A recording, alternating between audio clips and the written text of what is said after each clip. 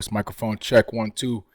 What's going on? Welcome to Room 19. I am your host Alexander Williams with my beautiful, amazing, intelligent wife Elysse Williams, and today we are back to pod. It's we're still in the month of March and we're celebrating Women History Month, Yes, we are. and so we've been talking about everything about women excellence, and just the progression that women so rightfully deserve. And so, what are we talking about today? What are we getting into? Well, we've actually gotten a lot of questions from our followers, which we're super excited about. So we're Mm-hmm. going to do a Q&A really quick to kind of answer some of the questions that we keep getting that keeps coming up. And then we're going to transition to how we are raising our men to treat our men, our sons to treat women, and just something about like our parenting styles. But I think it's super cool that people are actually reaching out and asking us questions. We appreciate it. Thank you so much. So we want to take the time to address the questions because Definitely. we're getting the same type of questions from people. And if you want to know how you can reach us to ask us questions, you can hit us up on Facebook. You can slide into our DMs on Instagram. Slide into our DMs. Slide into our DMs, and then we do have an email. You can email us at room19podcast@gmail.com. You can hit us up on that too as well. Definitely. But Instagram and Facebook are the quickest way to get to us if you have any questions, and we do want questions. So let me look at them because I think we have about 5 or 6 questions that we actually got asked. Yeah, we love the feedback. So anytime y'all hit us up, Yeah, we have we 6. appreciate it, and we're pretty quick. So yeah. Yeah, we have 6 questions. Okay. So I know that we have done a total of, I was just looking at it. We have done a total of 9 or 8. Yeah, 8 podcasts. You're correct. We have done 8 podcasts. So within the 8 podcasts, we got 5 consistent questions that we have gotten from people.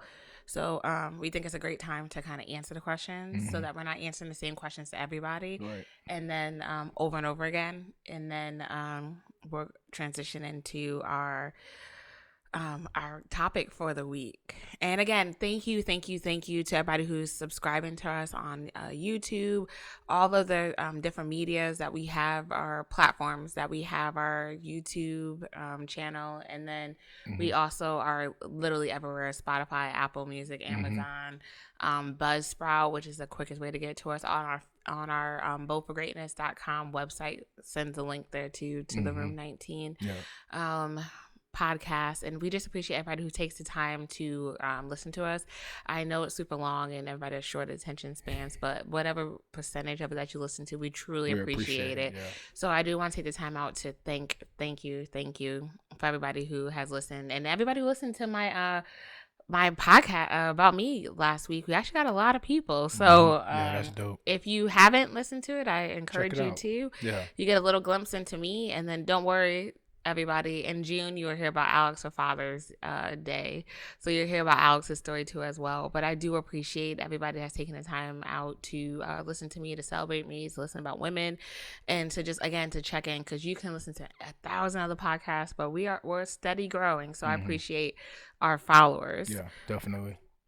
What you got? So the first question was, how did you know each other was the one so young? Oh, okay. Okay, so to be honest, we didn't know. No. We didn't know. We weren't, at that time. What? Yes, you did. I mean, let me get to that. Okay. Let me get to that. But initially, what is initially? Because this is a very accelerated process. Okay, so when we first saw each other, no, I didn't know. No. I didn't know. It was kind of like a thing passing by. But you saw me before I saw you. Yeah. And then I saw you at a different time, and you did not see me, right. Unless you did, and we just never talked about it. Right. No, I don't think. I think our story is pretty consistent on that. But Yeah. when we first started, I didn't think, because we were both in relationships at the time, and we were coming out of a relationships, and we were in like, what, you were 3 years. I was probably up there too. I think about 2.5. 2.5, 3 years.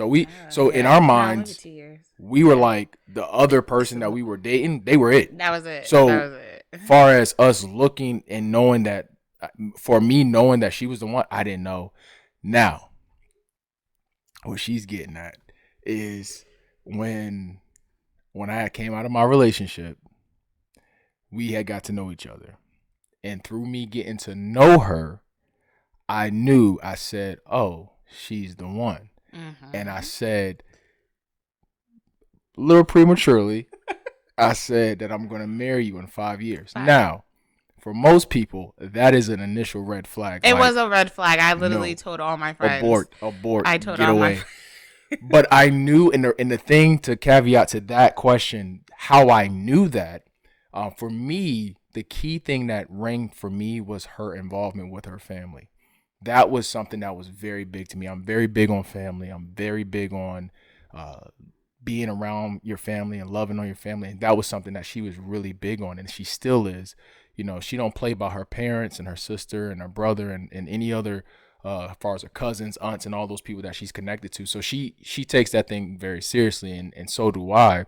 So that was the initial thing that drew me in, and that's how I knew, yeah, this is the one. I'm good. For me, first of all, yeah, so it's super creepy. I think we only went out on like 2 or 3 dates, and you're like, oh, you texted to me. No. So this is because yes, when you say it like that, it sounds bad. Okay. But check this out. Okay. We went on a road trip together. Yes, we did. We went on an 11-hour road trip. Because you didn't want to pay tolls. Right.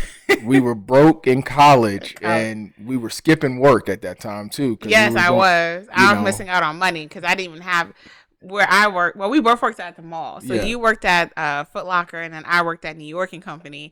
And it was it break? I think we were on break. Yeah, and it was came over there. Yeah. No, was it? It was one of like Easter. it was like a spring break-ish type it was of like situation. A break. And so we went on a road trip, and so we went to Virginia. Now, for those who know that distance, it does not take 11 hours to get there at all. However, we wanted to be cheap. No, you wanted to be cheap. Okay, I wasn't paying for it. I stand corrected. I wanted to be cheap, which really it didn't make a difference because I had to kick out that much money in gas. Yes. So it was just but on our way back we took. Yeah, yeah. But going down for those 11 hours, we really got to know each other. Yes. And just talking and just vibing, and I was like, bro, like, and I kept reminding myself, I don't know her. Yeah, and I did not know him. But we and why we took the trip, I don't know. Why did I ask, hey, you want to come with me? I don't know. But it was a spur of the moment. I'm an impulsive person. I just said, let's do it, and we did it. And we've been riding ever since. And that was what drew me into being like, that's the one. Yeah, I told my friends it's either gonna make or break. Either we're gonna find out it works out, or we're gonna come back and be annoyed. Yeah. And it literally was like a friend trip. It wasn't like we were in a relationship. No. We kind of just went down there. You introduced me to your mom, and I met your sister. But it was like we were just friends. Yeah, it wasn't like we were trying to do anything. No. I just I initially I just didn't want to take that ride by myself. Well, tell me how you really feel. 13 years later, I now know why I was invited. But no, it was like, I want somebody I could ride with, and so whatever. But you didn't even know me, so how you know? But we knew. Don't do it like that. Don't play me like that. I wasn't just randomly calling like, let me find some person in my phone. No, we were talking about going on trips because we both like to travel, right? And that was like I think that was like my first time going to Virginia because I haven't been to Virginia, so it was pretty cool because we actually I can't remember if it was that trip or the next trip that we went to the aquarium and then we went to the beach because I never been to Virginia Beach, so we went there too. And then we went to go see your uncle too. Yes, but I don't know if that's the first trip or the second trip. I think that's the second trip. The second trip we were actually dating. This trip was like a friendship trip, and I was like, okay, we're gonna either figure out this is gonna make or break because even for me, I knew that it like he was the one when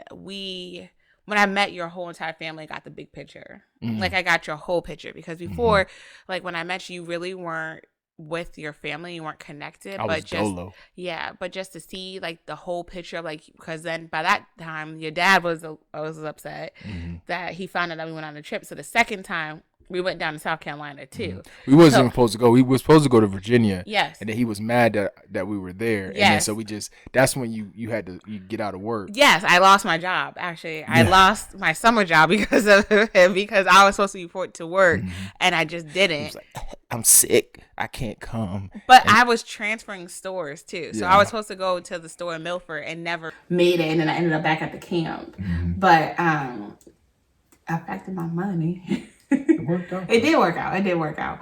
But yeah, just seeing the whole picture. I met your other sister when we went to go see your dad, and then just kind of getting an understanding of you. We communicated very well. Like we talked about things because initially we weren't together, Right. so we got to get that friendship kind of. Even though again it was accelerated, Right. I still got to know you outside of just dating and kind of got the whole picture of you at that time because again you have more, so you're not the same person as before, Right.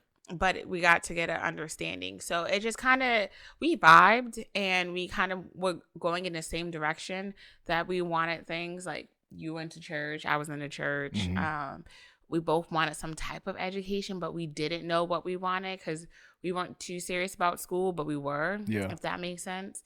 And then I wanted to get out of Connecticut but then again, I didn't because like we talked about because we just got back from being up there, I had no intentions of ever leaving. I was okay with moving a town or two over and just staying. Yeah. But you kind of opened my eyes up to like there's more out there than just Connecticut and New York. So it was just kind of doing different experiences. Because of you, I went on my first plane when I went to go see you in Texas from basic. So like that was pretty cool. And I took like my best friend with me and we flew down there and I got to see Texas. Like I never thought I would end up in Texas. I never want to live in Texas. Nothing wrong with Texas. It's just not for me. Right. But it's just the new experiences I got to take, which showed me something different. Yeah. And I think, what we did was kind of like a 1 in a million shot. Yeah. Because when we look back on it, a lot of the decisions that we made, if we were thinking, like if we thought about it, because all of it was just impulse, we was just going. If we would have thought about it, we would have been like, I don't know if I'm gonna take this trip. I don't know if I'm gonna ask you. I don't know if I'm gonna hang out with you like that because I don't really know you like that. Yeah. It was a lot of red flags, but I think what we always talked about was that the situation in itself, the reason why it was so accelerated was so because of the circumstances that we were surrounded in. And if it wasn't for those circumstances, I don't think I believe we would have been together, but I don't think we would have got together in the type of pace that we did. No, it's only because you joined the military, you were moving. Right. And I was like, I want you to be with me and you want to be with me and you want to get away. Yes. And it wasn't working, me being at school and you being in DC. The distance just wasn't, long distance just wasn't for us. Yeah. But we can talk about this all day. Yeah, so we can move on to the next topic. So basically it says, how did you guys manage school, home, and work, both getting your degrees while having young children and managing a household and trying to climb the corporate ladder? We took turns. Yeah. We both know we both knew we couldn't do it at the same time. Right. And our timelines was worked out was completely different because I was pushing Alex to go back to school and he wasn't ready. So I hopped on bandwagon and went back to school and did my bachelor's and master's back to back. And then in the process was accelerating climbing the work ladder, career ladder to get out of jobs and get into careers. Yeah. And then I think I said it before, I realized very quickly that the military doesn't promote. So if I wanted to make more money or if we needed more money for our house, well, let me correct that. The military promotes.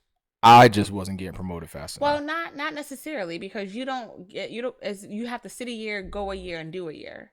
Right. So it's not like you can walk into like how you see on TV. You can't walk into the office and say, "Hey, I want a raise." Right. Or, "Hey, I deserve this. I feel like I should get paid that." That's not the military. The military, yes, you do promote, and yes, but at that point you had to test. So it's a lot different, and then you had to reach a certain amount of numbers.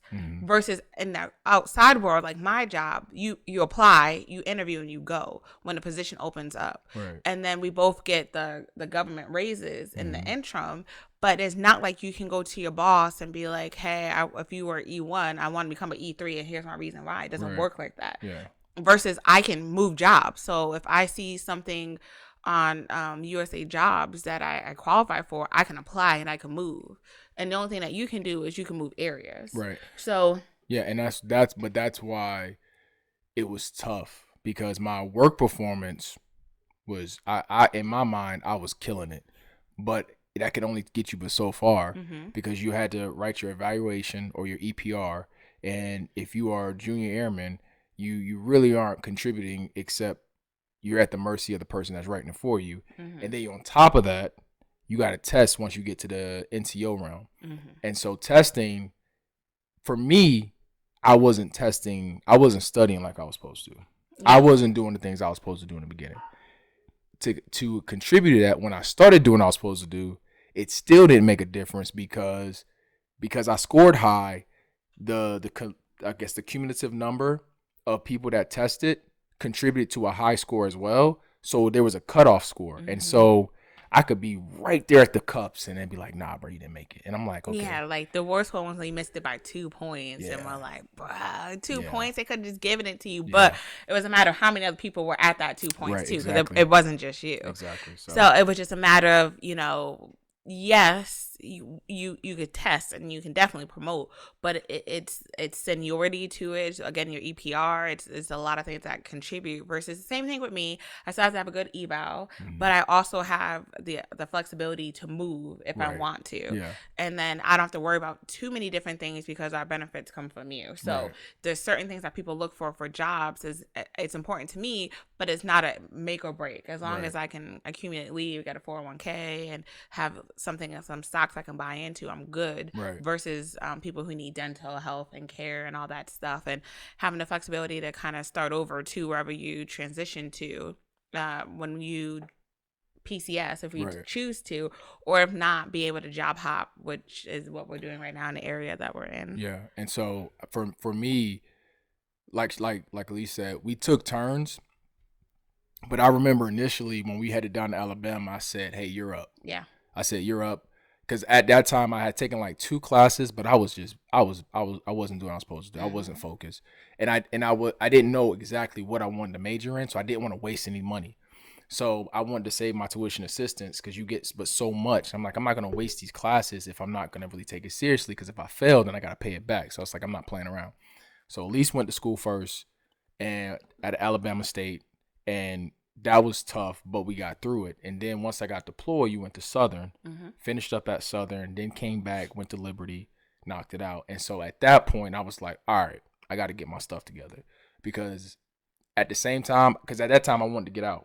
I Yes. was I was so ready to get out because I was like, I'm not But promoting. I'm really, I want to give you credit because while you were downrange, you were taking classes Yeah, yeah, I too. was. Yeah, So it was you had a very slow progression, but it was a consistent progression. right, If you took a year off, you took another year, you did a couple other classes, right. but you are able to focus more when you were downrange Mm-hmm. because it was just you. Yeah, So you did take classes right. there. So I do want to give you credit for that and at and then least. the flip side with that was to balance the work, balance home life was while she was in school, I had to take most of the responsibilities with watching the kids. Mm-hmm. So when she got her bachelor's, then went and got her master's, that was like back to back, Mm-hmm. and so it was I couldn't go to school, and then that transition between me finally going to school and me finally having to buckle down, that was when you got pregnant with Zoe, Mm-hmm. and so I'm like, okay, I've been holding it down for these last 3 years. Which it was like my turn. I'm It's up, hey, and I'm up.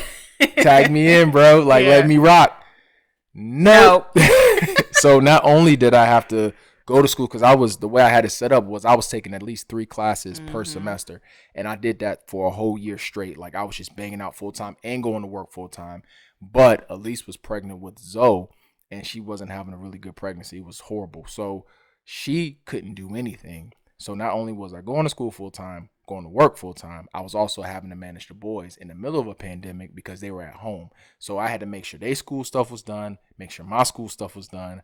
And I remember there was times where I wasn't going to bed till like probably like 1 o'clock, 2 o'clock in the morning. And it wasn't me just like playing around. That was just the only time I had for peace and quiet. And then I had to get up and do it all over again. So it was tough. Like it was a sacrifice. And the only thing that we kept saying in that process was short term sacrifice, long term long-term gain. gain. If we just put this work in now, we can chill later. And I I'm love the Kevin Hart phrase. Everybody want to be famous, but nobody nobody want gonna to put put the the work work in. in. And So so that was putting the work in. we really had to buckle down, and internally we got stronger because I saw her resilience when she was going to Alabama State and they were giving her pushback. I saw her resilience when she went to Southern. I saw her resilience when she was in Liberty, and she was sitting there having to go through all those classes, and she was trying to do it all in a year. And because you were against a time frame, like you couldn't wait 2 years. You had to No. get it all done in that one spot, Yep. so she can increase financially, and have like to be able to walk in there and negotiate her price. So it was all against like this pressure that we had to get done, and Yeah, we because we the got it job done. I was getting, you had to have your master's. Mm-hmm. And so I was able to get it because I was in the process of it, but I had a timeline that I had to get my master's to be able to continue to keep the job. Yeah, So I was up on a crunch that I had to yeah. knock that out to be able to stay into the job that I transitioned into. It was tough. It was. But I Yeah. give you buku credits, and we talk about this all the time about you being able to hold it down because, again, my pregnancies are the worst. So I'm not a functioning adult when I'm Right. pregnant. And I'm actually, I think I've said it before, I'm thankful for the pandemic because it helped me keep my job because I couldn't even get out the bed. I couldn't see straight. And I had to manage people, which was the hardest thing to do is to manage people from home because I was at my job is basically at the mercy of how other people perform. So being able to have that time and be able to stay home for as long as I did because I didn't go back to work until July of 2020. Mm-hmm. So, and by that time I was almost 6 months pregnant. And so I was able to get from July to basically November. But again, I was on the walker. So then I ended up leaving work early. But it's hard. We talk. Communication is all in all, communication is the biggest thing to help manage That's a what got us household through. because I need to know where you're at and I need to know where you're at. If you are tapped out, you got nothing left in that tank and you are like below the E, that I know that means I have to step up and do what I need to do. Yeah. And then the same thing with him. Yeah, I had to learn through that process. I had to learn how to ask for help. Yeah. Because I was so accustomed to just doing it and just keeping it to myself that I got to the point where physically I just couldn't do anything. And I felt like a failure because I was like, bro, like I'm trying to do this and nothing's working. But I didn't communicate to Elysse the stuff that I was dealing with or the stress that I was under. So to her, she thought everything was fine. She was looking at me like, man, you go ahead, you doing it. And I'm like, I'm not doing it. I'm not doing this. I'm about to crack. But, we got through it. And I think, for anybody that's going through a process, whether you're with somebody or even if you're dolo by yourself and you're trying to get something accomplished, that pressure that you feel, don't fight against it. You know what I'm saying? Like, understand that in that moment of what it is that you're trying to take on, there's a lesson in that process. And you gotta figure out, okay, what am I supposed to take from this? What am I supposed to learn from this? How am I supposed to grow in this season to help me be better for the next step in my life? And sometimes meeting that resistance is exactly what you need to be able to push you and propel you to that next level. So, what's the next question? The next question was... We'll be here all day. We will. That's a whole... What was the drive behind starting your business and what is Bold for Greatness?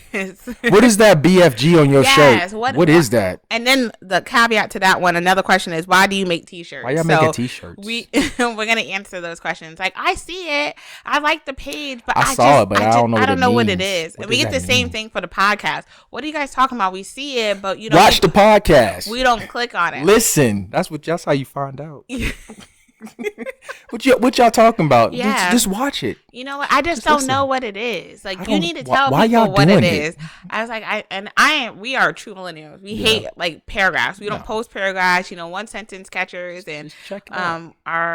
Our brother's teaching us how to use all the hashtags because apparently we're using the hashtags. Yeah, we don't know how to use hashtags. So we're gonna learn how to do that correctly.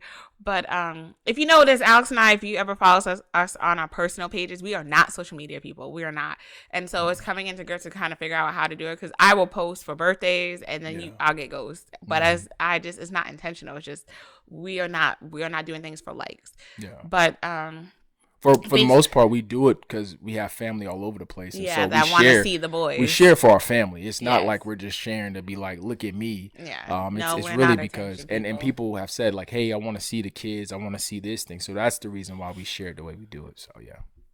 So Bold for Greatness is basically our baby, and it's basically helping high school to young adults basically how to navigate life.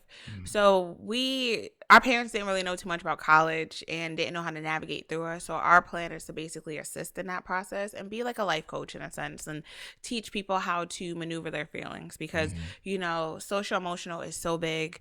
A lot of people don't understand how to deal with navigate their their feelings. feelings Yeah. and how to acknowledge their feelings and basically how to move forward with their feelings. And we talk a lot about, getting rid of the background singers is what I call them, all the people and all the pressures that you feel. How do you navigate with the background singers that you know that they're there and you hear them, but you don't have to pay them attention. You can maneuver forward and press forward with your own understanding. Right. So basically, Bold for Greatness is understanding how to move forward and how to be successful moving forward. Right. So our goal is to, partner with the high school freshmen and get them through their all of high school and through college Right. for the most part, up to Yeah. like their sophomore year, unless they need more. And doing a lot of speaking engagements, talking to high school students. We also have been working with a university that we go in and we just talk to the students about things and how they want to know how to be successful in career, hiring, because I do a lot of hiring. So what do you look for interviews? Because I do a lot of interviews and I can tell you based on your resume, how you look and what you say, if you're going to get a job or not and what we're looking for. And, hiring for the government is a big to do too. So I do it from the process from you applying to looking at your resume to setting up the interview, if it's on the phone, over the phone via Zoom or Microsoft Teams, or if it's in person.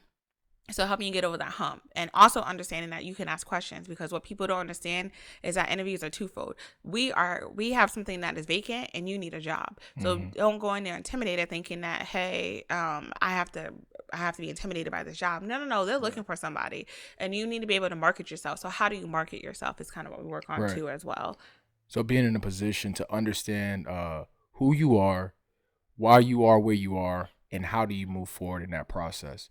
And a lot of times, it's hard for, especially in this day and age, for teenagers and young adults to navigate that process.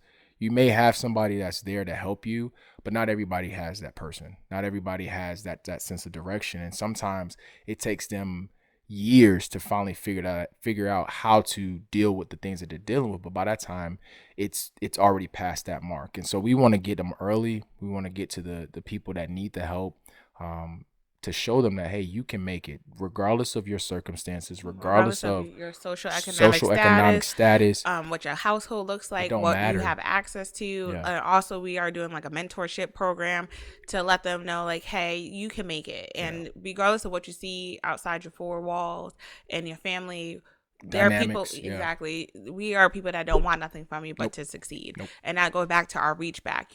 How do you give back to the community? By knowledge. Again, like I've always said, knowledge is the one thing that people hoard, and they don't like to tell people how to succeed. And I don't know if it's a thing like if I tell you how you do it, then I won't be needed anymore or what have you. No. But the biggest thing is knowledge is extremely powerful. And if you have the tools and the capability and the know-how and the network to get you to where you need to go, then you can be successful. And you got to figure out what is your successful, because successful doesn't look the same to everybody.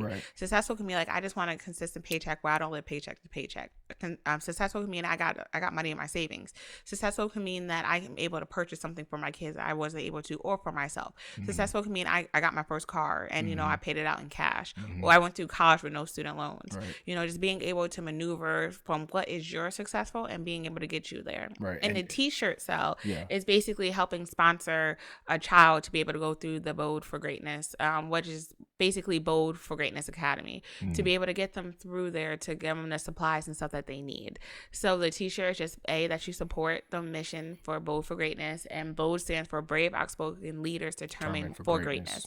So we want them to be brave, we want them to be outspoken, we want them to be leaders, and we want to talk about determination, that consistency, being consistent. What does consistent look like to you? And talking about the reverse gap thinking. Don't think about where you are, think about how far you came. If you need to get the A to Z but you got from A to B, be proud that you got from A to B and not go back to that A. And celebrate the small things like that. Yeah, that was good. Yeah. And then the last question is, again, listen to the podcast. Listen, man. Just check us out. Don't just like it. Just listen to it. Oh my gosh. The last question is, how many kids do you have? We We got have four. four. Well, actually, no, five. The dog? EJ. Oh, yes, the dog. Yeah, so we have five kids, all boys. The dog's a boy, too. And the funny thing about EJ is that his name is Elysse Jr., but he goes by EJ. And of course, I named him. And then we have the boys, which they range in ages 11, 7, no, No, 11, 11, 9, 9, 7, 7, and and then 16 16 months. months. So that's how many kids we have. Yeah. And there aren't any more. We are done. Everybody's like, oh, one more, you get a basketball team. No, no, Shop we're is good. closed. Our COVID baby is enough for us. Everything you see on TikTok about those COVID babies, he is exactly like that. We actually just went to the mall today, and he went on the mall screaming and running away from us. And then when he decided he was done, he just fell on the floor and then started crawling. Yeah, we're done. We're done. It was funny though because we talked about the gap. Like we had the 2 years apart, and then we had a nice little 6-year gap. Within that 6 years, our three became pretty self-sufficient, where Yes. they can do everything on their own. And then here Zoe come, and I'm like, bruh, I forgot that we had to do all this. Yeah, like he requires a lot of attention, and I was able to just like walk out and be great, but no, we were back to baby bags, strollers. One time we went somewhere and we forgot the stroller. Forgot the strollers, Oh wipes. my god! And we luckily had one diaper, One which was diaper. like dug at the bottom of Elise's purse. But Yeah. I was like, man, we got to get And it then together. baby bag. As soon as he turned one, I got rid of that baby bag. I was just like, oh my gosh, I got to bring the clothes and then the snacks, and then he's always hungry, and he doesn't eat what we eat because he does not like meat for whatever reason. That's another story for another day. But he is a glorified vegetarian. Pretty That doesn't much. like vegetables though, so he's like a fruitarian because he likes fruit, but he will eat vegetables if it's like a smoothie type situation that he will eat. But He's a picky. very picky. Yeah. But we forgot about that phase because like our kids, we are really bad at being short order cooks. We will cook for us and then cook the boys something different, and eventually we're gonna get away from that. But it just works for us because at that point it's like we don't want to waste food because our kids are like the notorious food wasters. So at that point we just became short order cooks. So Alex and I will eat something that we like, and then we'll make something for the boys to eat, and then we'll be good. But Zoe is another one that he needs to eat his own separate thing. So now we're like complete like short order cooks. Yeah.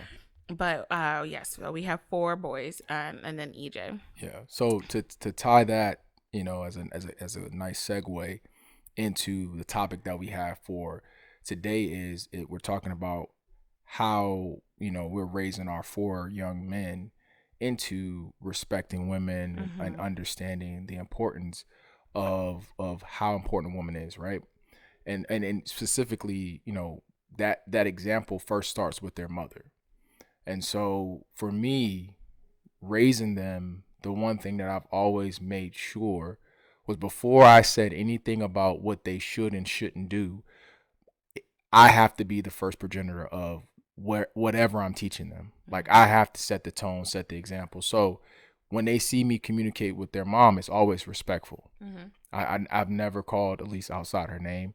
I've never called her outside her name. I've never talked to her disrespectfully, privately or in front of the boys. So when they see me communicate with their mother, they know that, and sometimes I'll say, yes, ma'am, like not even thinking about it, but I always made it a point to show them loving on their mom, kissing, hugging, just showing affection. And they always be like, ew, that's disgusting. And I'm like, well, how did you think you got here? Oh my gosh, no. And so I always get in trouble when I say that. Yes. But the point is, it's like, they need to see what that looks like from a male perspective. And they see me open the door for their mom. They see me, when she has something heavy or she's carrying something, I come over and help her out. So they've been very aware of what that looks like. And so that was the easy part. The part that flips is them being conscious of and being aware of their surroundings when it comes to women and how they're supposed to conduct themselves. So, funny story. Which one? Tampa. The bus? Tampa. Oh, let's go back to the bus before you say that. Okay. So when our oldest was in third grade, this little girl was basically bullying him on the bus. So this is our first introduction of like a boy and girl type situation with him. the little girl was bothering him to the point where she kept putting her hands on him. And so it got to the point where he just turned around and just like hit her in the face, like punched her in the nose, right? So when because I pick up and they're like, Mrs. Williams, so and so, your child did this and hit this little girl in the face. And I'm just like, oh my gosh, why did he hit the little girl? But again, we never talked about, No, you don't we never hit, talked you about don't it. hit women. Mhm. Or like, again, it's like being taught that. So I'm listening to him and he's telling me what happened. I'm like, well, she kind of deserved to get hit in the nose because she kept putting her hands on you. But we had to have a conversation like, women, you don't hit women. Mhm. You don't put your hands on them. If you do something, you tell them to stop, and if they don't stop, then you remove yourself from the situation. Right. But Alex and I had to sit down and be like, and 'Cause so it begins because like Yeah. we didn't ever have, that was our first introduction of Right. like kind of like gender roles in a sense that Yeah. you don't put your hands on women, And that's and I was hard. because Like, yeah. yeah, because yes, you were defending yourself, and yes, she had no right to put her hands on you. Right. And that's also like a big conversation. Like, if she's hitting me, like, what am I supposed to do? Like, you remove yourself from that situation and you go tell somebody. Right. Because what I don't want you to do is to think it's okay to hit women, Right. regardless if she was wrong or not. Right. But you have to be the bigger person in every situation. And that's something we had to sit and instill in our boys, because we have 4 of them. Yeah. And that's the conversation we have. Regardless of whatever that woman or that the girl is doing, you have to always remember to stay fast and remove yourself from that situation and go tell somebody. Right. And if it continues, you guys have the flexibility to not be around that person. I know school is a little bit different, but when you get older, it's just like I was like, I didn't even think of that. In 3rd grade, we're having this conversation, you know, in a sense. Well, the flip side of that was we always told Isaiah, if anybody puts their hands on you, yes, you defend yourself, and you do it until So, they stop. But we never never justified it if it was a Yeah. boy or a girl. So, we kind of said defend yourself, which is what he did. Right. But it's just like, oh, we probably should have said, Right. if it's a girl, Right. you have to do this. Yeah, and it goes back to us, because he never saw. I never did that. Yeah. So for him, I was like, automatically knew, okay, where did you get that from? You know what I'm saying? But it was in also, his mind, he said, you told me to defend myself. Right, exactly. She was hitting me. And I was like, yes, you are absolutely correct. However, we failed on telling you that it's more for boys, not for girls. Right. Like, if she's putting your hands on you, then you need to remove yourself. And if she continues to do it, then you need to tell somebody. If it continues to do it, then your mom will step in and I will take care of it. Right. But it was just like, okay, that was our first introduction to like parenting our boys on how to respect women, was with Isaiah in that situation, because it was like, okay, we need to define gender roles. And I didn't think of it that way either. Like, I didn't think to say that a girl we putting her hands on you. Right. In her mind, she liked him. So I was like, oh, I forgot about that little stuff. Like, hey, that's And to him, he probably was like, he didn't pick up on no, it. So he he did was not. like, you're hitting me, so I'm gonna hit you back. I'm gonna hit you back because I told you to stop and you didn't. Yeah. So. But yeah, we could talk about Tampa. But I just wanted to bring. No, that was good, because now is having me that I'm thinking about, is there any other moments before that? But because for Xavier, because he went to school with you or went to daycare with you every day, he had a understanding of mommy needs help.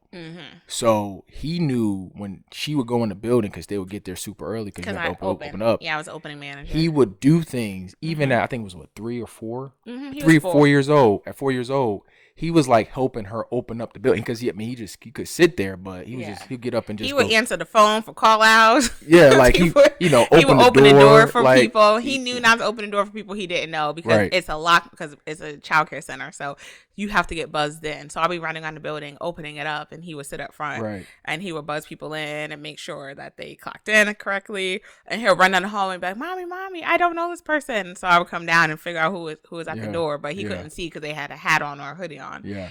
So, but he's very helpful. Yeah. It created in him, and that's how he always is. And so it was always like, okay, they understand. Zeke is such a loving person. Yeah, and that he will ask, what do you need? What do you need, Mom? I got it. Let me help you. Let me grab your purse. Let me grab this, and let me grab that for you. Are you okay? He's always checking in to be like, are you okay? Do you need anything? You want some water?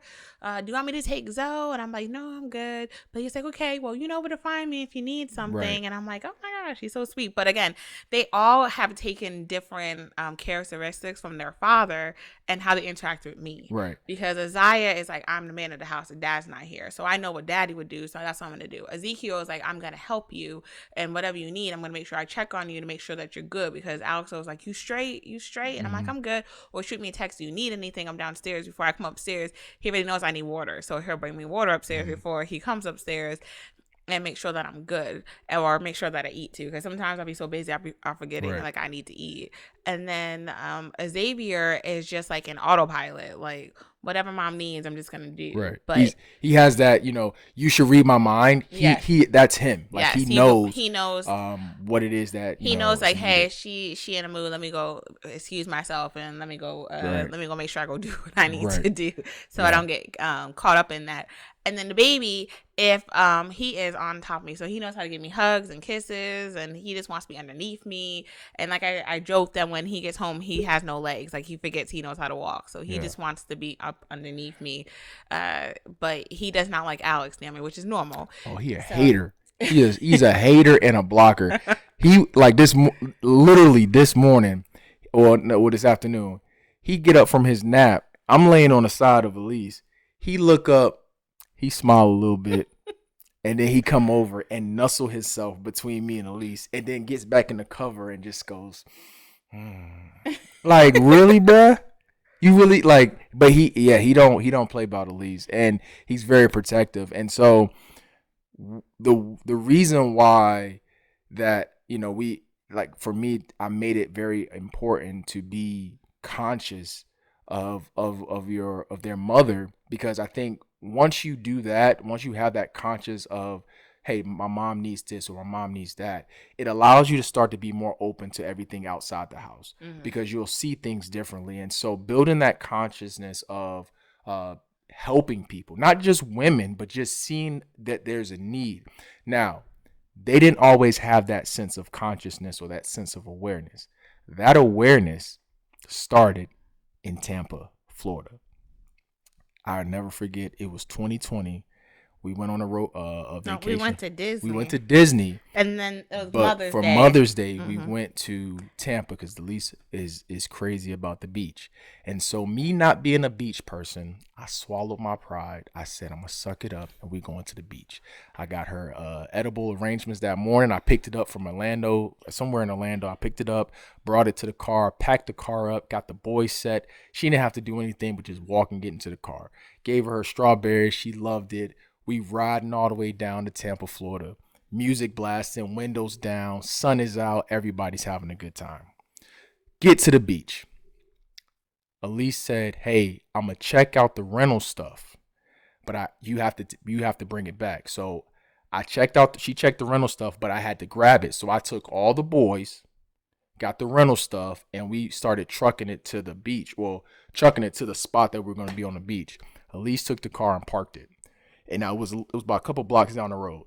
So while we're there, had an amazing time. Like I had fun. I took would a nap. recommend Clearwater Beach to anybody. It was great. The Man, water was great. The beach was it good. was awesome. We were right by the bathroom too, because we have kids. So they were like, I'm not gonna pee in the ocean, so we gotta go find. I hated the beach, but that was fun. Yeah. Like I really like. I would go back and do it again. The rental helped too, Oh, because yeah. we rented like a little cabbie that rode onto the beach, and then we had our own umbrella, Yeah. and then we had our it was laid out low nice. chairs. It was really nice. Yeah, so we was there for about 3 or 4 hours, about 5 hours. We was there for a minute. We were there for a while. So I pack up everything. Now we're heading back. I told Elysse, I said, boys, go with your mom, carry the bags, go with her. I'll take the rental, because the problem was it was hard to carry or hard to pull through the sand. Yeah. So it was easy for me just to pick it up and just lug it through. But I couldn't do that with all of them with me. So I said, hey, go with your mom. And I figured it makes sense because she has to walk back and they can walk with her with the bags and keep Zoe together. So they go to take that opposite direction. I go into the rental, drop the rental off or the rental equipment off. And so I'm sitting outside on the block and I'm sitting there and I'm like, I don't have my phone. Crap. Okay, so I'm just sitting there. 5 minutes go by. I'm like, man, it's probably a nice little walk, and but she still got to put all the boys in the car and get all them. So I'm like, okay, cool, it's not that big of a deal. 10 minutes go by. All right, all right, it's not that bad. It's probably traffic. It's a little busy out here. Nope, no worries. 30 minutes have gone by, and now I'm worried, and now I'm thinking like, dag, I should have went and got the car and just had her wait because I would have been there quicker, right? Thinking like something happened, like you know, and I don't have my phone, and then I don't want to move, and then she comes, and then she can't find me because what? I don't have my phone, so I'm stuck, and so this is about 45. I said if it get to about 45, if we get to 45, I'm gonna start walking that direction and just see what's going on. As soon as I walk off the block, I see the rental pull up. I didn't make that. It sounded like that. It surely did not. Anyways, We had a nice Tahoe. I get in the car. Now you know, like when you know you like something's off, you don't even have to say anything. You just look. Like I just looked at her like, and then all of a sudden she looks back at the boys. It said, "It was your sons. They made me, I had to put all the bags in the car and they just sat there outside complaining and just watched." And watched me. And so I didn't hear her clearly. I was like, what do you mean they watched? Like, that was the whole point of them going. It was to help you with. No, they sat there. Zoe is crying. I'm trying to put the bags in and they just standing there because they mad because they couldn't be on their tablets. Oh, okay. So my head, as she's like, because I felt like she couldn't get it out at that moment because she was just so pent up. And then when she saw me, it just came all out. Like she was just snitching on all of them, just going off. Dry snitching. She was dry snitching. And so they sitting there. And then like, I'm like, my head is turning like, okay. And it's just like, because remember, I don't like everything I do, they should have seen. But in that moment, it was like, oh, you had my wife? My wife? And it was like they weren't even my kids anymore. I just started snapping on all three of them. And so, and to get out of Clearwater, there's this long bridge. I think the bridge was like, what, 30 minutes or something like that. It was long. I don't know. That long. I don't know how long that bridge. It was like the whatever. No, like because it was a long. It's like the what is the bridge in Chesapeake. there? Yeah, it's just like that. It was like 10 minutes, but it was traffic. So it was traffic. So it took forever. So on that bridge, I just went off. I said, if you ever have your mother carrying bags and you just standing there watching, I'm going to jack every single one of y'all up. Your mother bet not even look like she's struggling with a bag. Like I blacked out. And then I went from their mother to their grandmothers, to their great grandmothers, to their aunties, to their teachers, to their sisters, to every single person that I could think of that's a woman. I said, if you see them, you better act like you got some sense and you better go over there and say something and make sure they straight.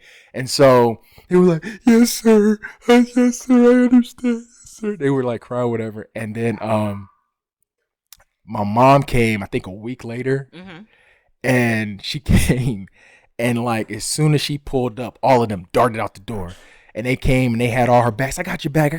And then my mom was like, oh my gosh, your boys are so well behaved. Like oh my goodness, like, oh my goodness. Like, and I'm like, yeah, they better be. Yeah. And so, it's crazy at the moment. Like that in the moment I was just mad, but when I look back on it, they do it and they have been doing it.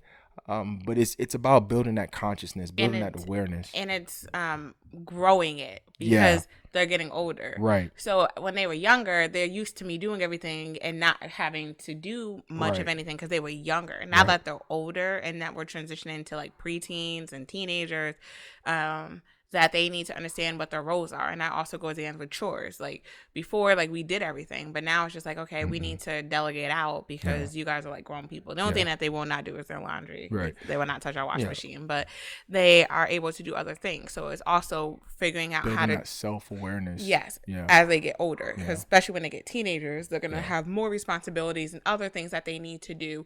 So it's it's something that we will be working on. Yeah, definitely. And then also just instilling that we show them as much love and attention as possible, that they can see what a healthy relationship looks like, so that they know that I didn't see this. Because even like if something goes on and they do something, I was like, do you see mommy and daddy interacting like that? No. So what would just make you think that it was appropriate for you to interact like that? Because it's not. And it's like healthy relationships start in the home. That's where you get your first introduction to everything. The first introduction to how to clean, how to multitask, how to study. You learn that stuff at school, but you also see how to do things like that. That's why I'm super big on them seeing me fail, because the thing that's wrong with this generation is that, for me, is that people feel that they are entitled to certain things and not working towards things. I need you to see that mommy and daddy did not get this overnight. Like, they were a part of the slow grind, but they don't remember what we had to go through and grind through. They didn't see but that. I want you to see it. I want you to see me getting frustrated and see me work through my frustration, because I want you to be able to work through your frustration. Right. Because what I don't want is to raise adults who want everything perfect. Yeah, thinks that everything has to be perfect and don't know how to work through those struggles. Yeah, they don't know how to do their social emotional. Like, I need you to understand that, hey, I am frustrated, but it's okay that I'm frustrated because this is a temporary stressor. Hey, I am angry, but it's okay that I'm angry because I can identify that I'm angry. I know what I'm angry about, and I know how to fix it in a healthy way. Because you're going to run through all these emotions and people don't understand that, yes, you're going to be frustrated. Yes, you're going to be angry. Yes, you're going to be happy. Yes, you're going to be sad. Yes, you're going to be anxious. Yes, you're going to be depressed. But there's ways to work through it that are healthy. So to be able to talk through your feelings, which is a big thing too. And it's also being able to understand that, okay, I feel this way, acknowledging your feelings and being able to talk about your feelings, because, people don't talk about their feelings. So we always say, hey, what's on your mind when we're at the table?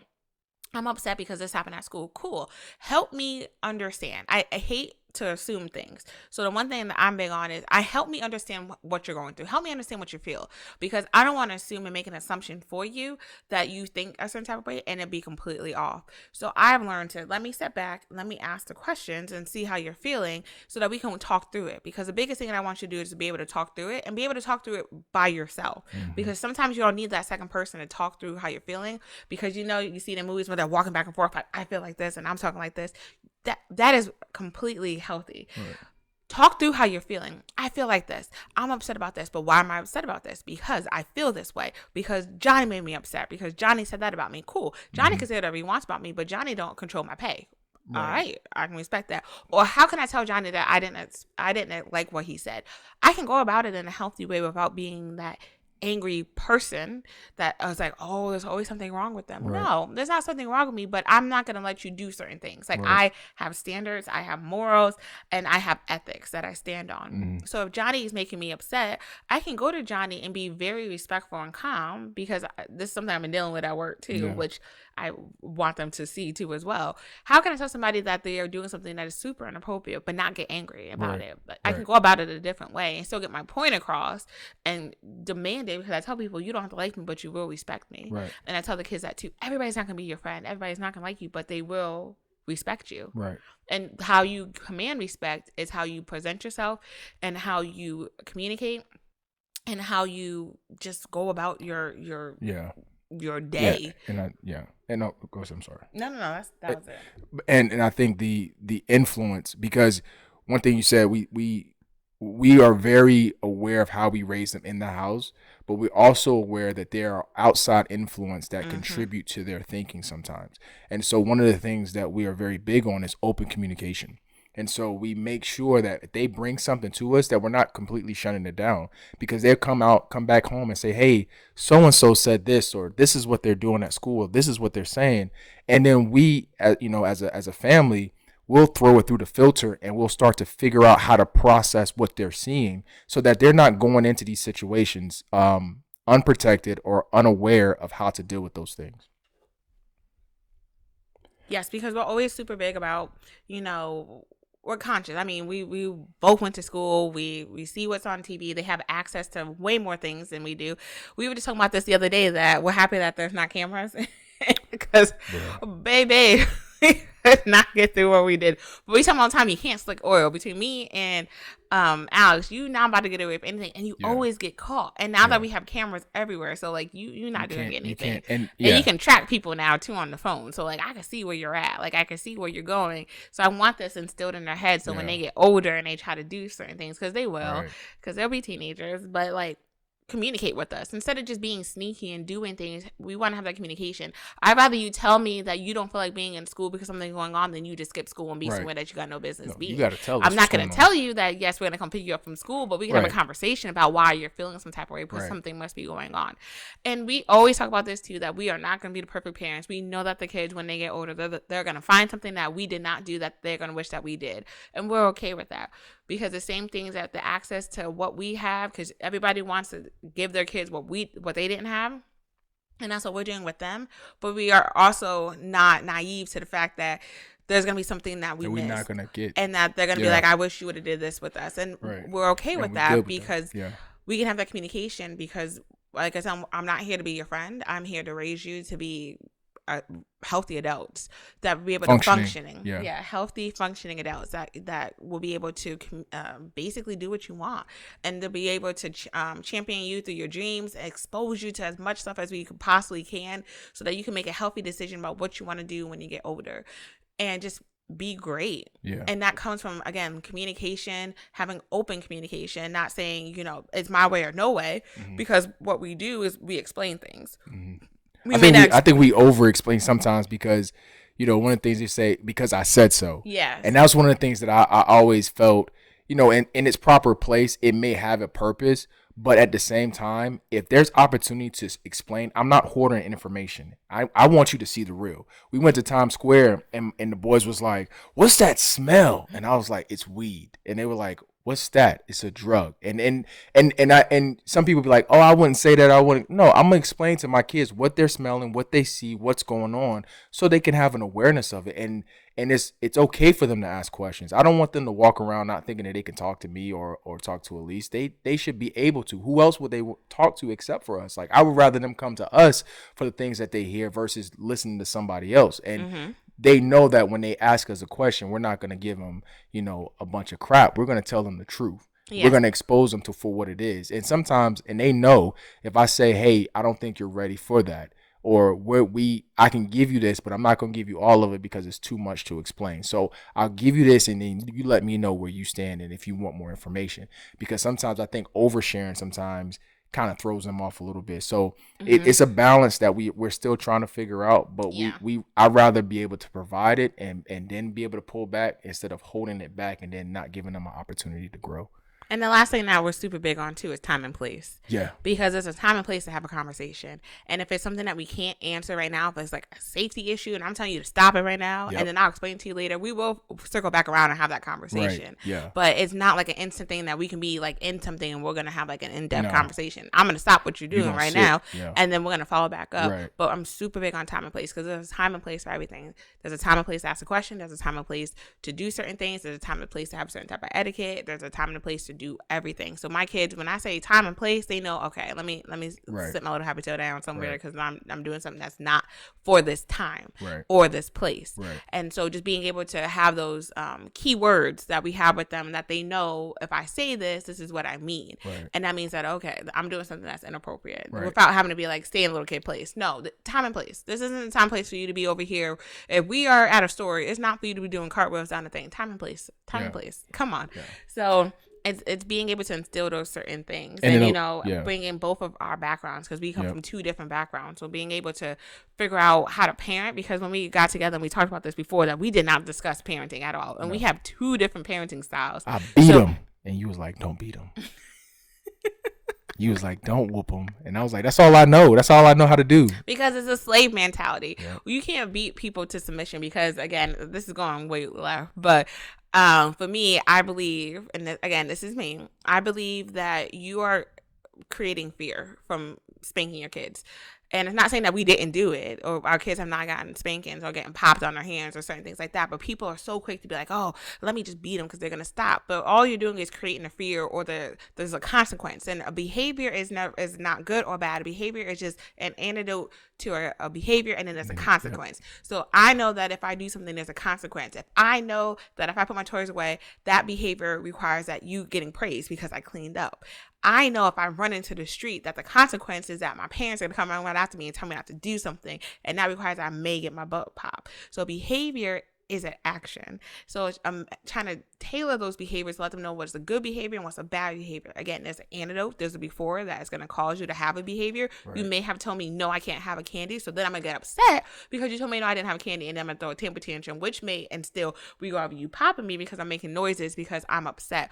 Or the antidote, again, like I said, it may be that it's time to clean up. So we're singing a cleanup song and I am doing the behavior, which is I'm cleaning up, which instills that you are praising me because I did something that you wanted me to do. Right. So it's being able to, again, but it's also by trial. Like, yes, you're not going to get this perfect every time. No. And again, it works for what it works for. Because again, like I said, it's not that we didn't do it. It's just we got to a point where what are we doing? Right. Because yes, we're doing it. And yes, our kids are complying, but what are we teaching? Because we're not talking. All we're saying is, didn't I tell you not to do that? Okay, but what else are you trying to tell me? Maybe you're doing something that's unsafe. Hey, you shouldn't do that because this is what could happen to you, and just treating them like humans, right. And right, because it also goes back to when we're talking about social emotional skills. If your reaction is to every time you do something wrong to get whooped, or it's getting whooped, then all you're doing is creating that anger, creating that fear, creating or that emotion, anxiety, oh my gosh. But it typically it doesn't stop the behavior. No, it made me want to be sneakier. Just be. I will. Well, I know if I do this, I got caught. Exactly. I'm gonna do it a different way. So I'm gonna do a different way and see if I get caught this time. If I don't, I'm just not gonna tell you what I'm doing. I'm just gonna be sneakier about it because I know that the consequences if I get caught, I'm gonna get my butt whooped. Right. So why wouldn't I just have a conversation with you and tell you this is why I want to do it? That's why it's good to just assume. But again, to each his own. Right. But we had to come to an understanding about what is our compromise. Because again, as parents, we had to compromise. Mm-hmm. What is your parenting style? Because you were raised differently than I was raised. So how do we merge together? And again, it's trial by error. The first one we had to figure it out. We were young, and then now by this fourth one, the baby gets away with murder. So it's kind of like you kind of follow suit with everybody else. But all in all, we're just raising our children to be healthy adults, healthy functioning adults that would respect women, open doors, and traditional men, and to be able to be feminist too. To it is Women History Month, so just being understanding that you conscious and aware. I came from a woman. Got your name from a woman and your game from a woman. So just being able to respect the women in your life and just to speak up when you see certain things. Because we just had our son who was witnessing something, and he was so he beat himself up. He was like, I didn't step in and help somebody that needed something. But we also had to have a conversation that yes, while we want you to help people, if it was an unsafe situation that you would put yourself into, then the best thing that you could do is get an adult involved and not step in, because the only thing that would cause you is that you would get hurt. Right. But I like that he was having a little bit of turmoil that I feel like I should have did something different and not wanting to be a bystander. Exactly, because I wanted to help, but I just didn't know how, and I didn't feel comfortable to. And being able to come to us and have that conversation, because as soon as he got home, he was like, I saw this and I didn't do anything, and I was like, that's okay, because the fact that you acknowledging it and that you feel it knows that we're on the right path. That means that there's hope that we can work something out, and that we can talk through the situation. But again, I just want to follow up and say thank you again for the questions. Again, like I said, slide into our DMs on slide into our DMs or hit us up on Facebook if you have questions. Please follow us on Facebook on Room 19, Bow for Greatness for our basically our baby. Things are coming, so stay tuned. Definitely. There's stuff that's coming that we're about to just step into right now. It's in the manifesting and just getting things just right dressed so that we can so that we can get to where we need to. Like our YouTube page, I feel like we just subscribe below. Hit the we link. Do get some likes. A slow grind is better than a no grind. So we are not here for a whole bunch of likes. We're just hoping that we can get through to somebody and that we can help. And until next time. Peace.